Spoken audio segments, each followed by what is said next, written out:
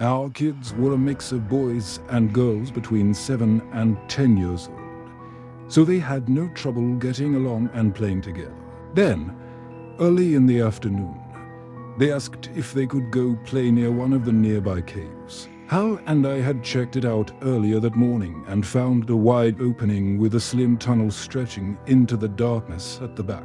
We told the kids that as long as they stayed close to the entrance and didn't go down into the tunnel, they were allowed to play there. So off they went. But barely 30 minutes had passed before we heard a sudden, terrified scream from one of the girls. We all sprinted through the trees toward the caves, and soon we saw the kids running back toward us from the opposite direction.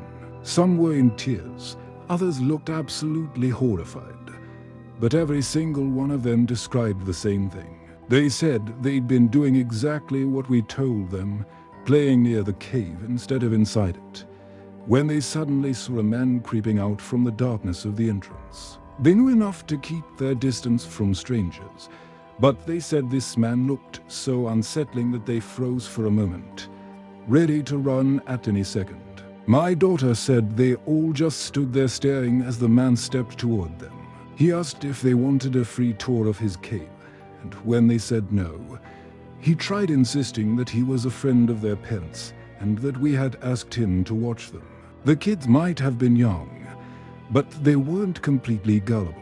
One of them told him they didn't believe him, and that's when the man tried to chase them.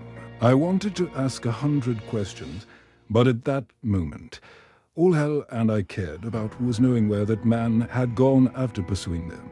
The kids said they didn't know, and for all we knew he might still have been following them. Acting on instinct, Hal and I ran straight toward the cave. Hal had always been faster than me. Back in high school, he'd been on the track team, and if he'd been a little bigger, he probably could have played football like I did.